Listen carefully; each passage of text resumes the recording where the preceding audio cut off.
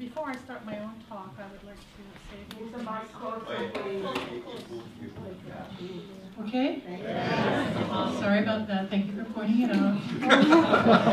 All right. Before I start my own talk, I just want to mention that Hina and I were in the same MA cohort for Olelo Hawaii. We were the 4th cohort, and Puakea was one of our teachers. I've gone through 2 translation training session projects with Puakea.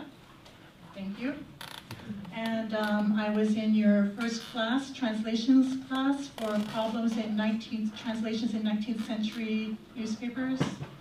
Yeah, that was tough. It was really tough. But it, you know, now I don't have any problem accessing Hawaiian language. But importantly, understanding context is crucial for translation. But not only translation, even if you're reading in Hawaiian, if you don't understand who the players are and what are some of the major events of that period, it will be difficult for you to understand whether you're reading in Hawaiian or reading in English. All right, so letters written by Ali'i were critical in my research on the life of statesman John Papa'i'i, who lived between 1800 and 1870. And he is the nexus of my discussion on the value of these letters. Towards the end of his life, I'i published 3 series. The first was dedicated to the memory of his Hanai daughter, Princess Victoria Kamamalu, the biological daughter of Kina'u and Kekuanao'a. The second series was dedicated to Kekuanao'a, and the third is essentially I'i's memoirs. You might have read or heard of fragments of Hawaiian history, which is based on his newspaper series, but only contains about 60% of his actual writings. Many of the critical events I'i recalled were topics he and other ali'i discussed in their letters. And because some of these events occurred before the first newspaper was published in Hawaii in 1834, the personal and official correspondence of the ali'i that offer details on these events are especially valuable. For example, in 1826, sailors from several ships rioted because of a new law banning prostitution. In 1855, Reverend Hiram Bingham offered his recollection of that day in his book, A Residence of 21 Years in the Sandwich Islands. Oahu Governor Boki offered a few words on the topic in an 1828 letter, and I'i wrote his testimony in 1829, which was that letter that you saw briefly. The accounts by Bingham and I'i were quite similar, but because of the details peculiar to each, together they offer a more complete narrative. Boki merely testifies that the sea captains were angry and that they blamed Bingham for the prohibition on prostitution and threatened to tear down Bingham's house. I want to ad-lib here on some things. I've read Ka'ahumana's account that Bingham reports in his writings. I've read Bingham's account, and I've read I'i's, and then of course these other 2. And what I sensed that was coming through in Kalaimoku's letter, Kalaimoku, was that the sea captains were adamant that the missionaries were to blame for imposing Christian 10 Commandment-based laws. But during the confrontation with Captain Pierceville and Ka'ahumanu, she insisted that the ali'i had accepted the word of Christ and that they were responsible for the ban of prohibition. Meanwhile, Don Paulo, thank you. You guys are wonderful. Well, you're familiar with his journal, and he has little bullet points each day, and he would say things, and this is, I'm quoting him, they took 5 whores today and made them carry stones as a punishment for prostitution. So this is all what's going in. So we're hearing this story from different people, right? But importantly, as other people have mentioned, if you don't read these letters, you won't realize, or Bingham's book, you won't realize that this major event happened. It was the first time of what you could call perhaps gunboat diplomacy in Hawaii.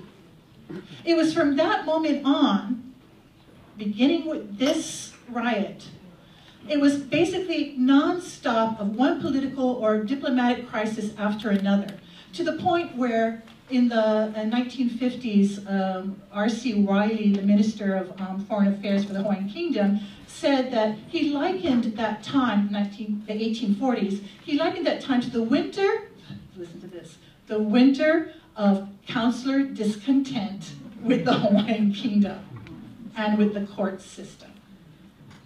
All right. So this 1826 event is actually really important. Moving on. Sometimes the ali'i letters offer us unexpected glimpses into their states of mind. During Lord George Paulette's occupation of the Hawaiian Kingdom in 1843, E.E. wrote several letters from Maui to Amos Starr Cook, and in one he expressed his anguish over how the Paulette affair was affecting him. If you did not already know this, in addition to being a Privy Councillor, a member of the House of Nobles, a member of the Kingdom's Treasury Board, E.E. had also been assigned to live at the boarding school for royal children that the Cooks ran, to help the Cooks run the school and watch over the children. And by the way, according to E.E. in his series, it was William Richards who had suggested to King Kamehameha III to place E.E., to ask E.E. to become the main kahu for these 10 to 16 children that eventually boarded at the school. Yes, and you wouldn't know that if you didn't read E.E.'s series. So, although E.E. was physically with the king on Maui, his heart was with his loved ones on Oahu. His wife Sarai was foremost on his mind because she had to care for the children without him. E.E. never mentioned the Paulette affair in his series. And were it not for his letters to the Cooks and others, we might have assumed that he had remained with the Cooks and the ali'i students while other Hawaiian government officials were on Maui to help the king deal with Paulette. Let me add on here. At one point, Dr. GP Judd refused to have anything more to do with any kind of negotiations with Lord George Paulette. And he returned to Oahu. And so E.E. was writing letters to Judd, keeping him apprised of everything that was happening and even offering him advice. There are at least 21 letters by E.E. in this collection, and many others in other archives. And so I have been able to familiarize myself with E.E.'s handwriting, as you saw, except for instances where he was clearly taking the care to leave a particularly fancy signature on certain documents. His handwriting remained more or less the same over the years. I have noticed a few particularities about his hand. For example, the way he writes the letter K varies greatly, even within the same letter. By way of comparison, R.C. Wiley, the aforementioned Minister of Foreign Relations, his handwriting greatly differed according to whether it was a draft or formal correspondence. Being familiar with both styles in two instances turned out to be really important for my work. First, early on in my research, I had read letters written in 1869 to J. Kauahi, editor of the Ku'oko'a, which were signed by a certain J.E. Kaninau, but upon whose envelopes were written, "Received from Honorable E.E." Was Kaninau a name E.E. adopted later on in life? But E.E. wrote letters from the same period to other people, which he signed in his usual manner. I have found only one other letter signed by J.E. Kaninau, which was to Albert Francis Judd, written about the same period. Curious, I searched for other information on J.E. Kaninau, but found very little. I did discover that a J.E. Kaninau submitted an article in the Ku'oko'a titled Heva Nana, or Prophecy. which relates information from an earlier time in Hawaiian history, the same time that EE was serving in the court of Kamehameha I and Kamehameha II. There are a few reasons why we might be persuaded that Kaninau and EE are one and the same. One, with one or two notable differences, the handwriting is very similar. Two, the words received from Honorable EE were written on the envelope, possibly by J. Kawahi, but to be sure, someone would need to compare the sample with letters written by Kawahi. 4, Kaninau was writing from Wahiawa, and EE had also written a letter or two from there within the last year or so. 5, one of Kaninau's letters mentions that Maraea, EE, would be taking over some duty related in gathering subscriptions in that area for the Ku'oko'a, and Maraea was EE's wife. Although, I find it odd that EE would refer to his wife by her full name instead of saying, my wife Maraea. In the end, one could make a very strong case that there is enough circumstantial evidence to assert that Kaninau and EE are one and the same. EE himself in his series, the last 2 installments of which were published posthumously, listed his names. Papa EE after his uncle, Kaniakama after his aunt, and he chose John sometime in the early 1820s.